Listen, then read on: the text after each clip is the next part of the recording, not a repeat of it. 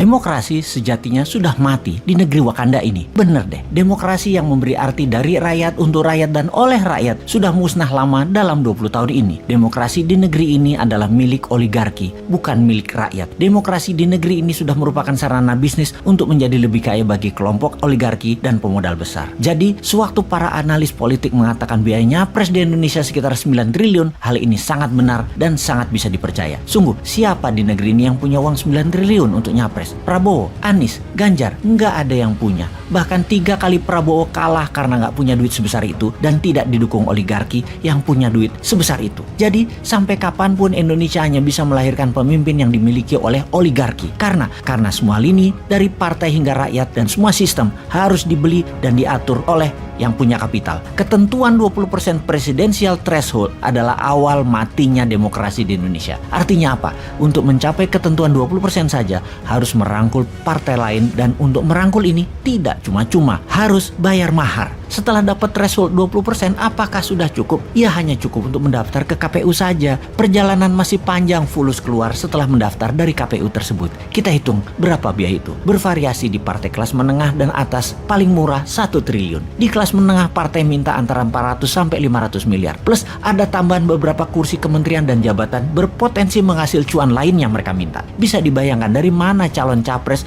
untuk bisa membiayai mahar partai kalau tidak mencari pemodal. Di sini Indonesia akan selamanya dikungkung oleh oligarki jika ketentuan presidensial threshold tidak 0%. Dengan ketentuan 0%, siapapun bisa maju tanpa harus tergantung dukungan partai. Dan ini bukan yang dimaui politikus yang menunggu bayaran oligarki. Setelah mempunyai perahu partai, maka tugas penting berikutnya adalah mengamankan suara. Harus punya banyak saksi, harus punya banyak duit untuk membayar uang operasional para saksi, agar para saksi itu terus-menerus menjaga kotak suara dari tingkat kampung, kelurahan, kecamatan, kabupaten, provinsi, hingga ke KPU pusat. Panjangnya jalur kotak suara untuk mencapai pusat ini membuat surat suara, terutama yang paling rawan pada saat kotak suara, sampai kecamatan ke atas karena bisa diubah atau diganti. Lalu bagaimana agar uang untuk saksi bisa dikecilkan dan surat suara tidak bisa diubah? Maka seharusnya pemilu, pilpres, pilgub, pilbub, pilwal, semua harus memakai sistem blockchain yang sampai kapanpun tidak akan pernah terjadi atau bisa terjadi selama oligar mengendalikan kapital-kapital modalnya. Jadi, mengapa ongkosnya pres mahal sekali? Karena untuk bayar mahar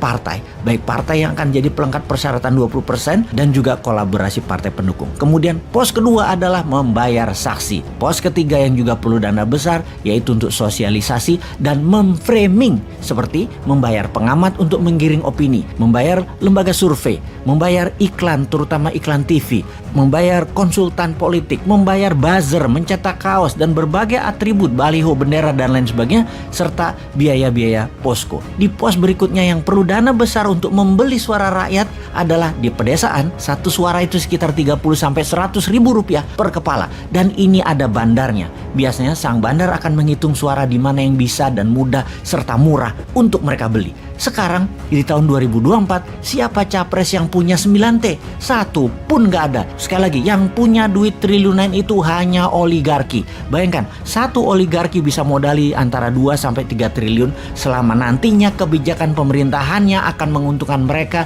yaitu balik modal plus laba. Ya bayar 9T itu.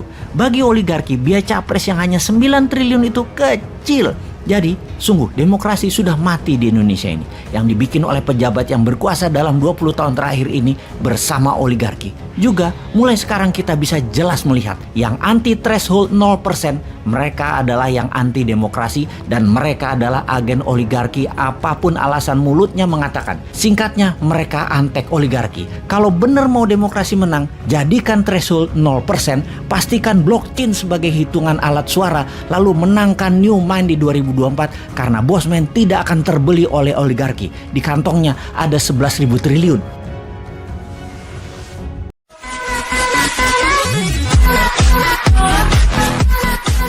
Jangan lupa subscribe, like, hidupkan lonceng, dan share.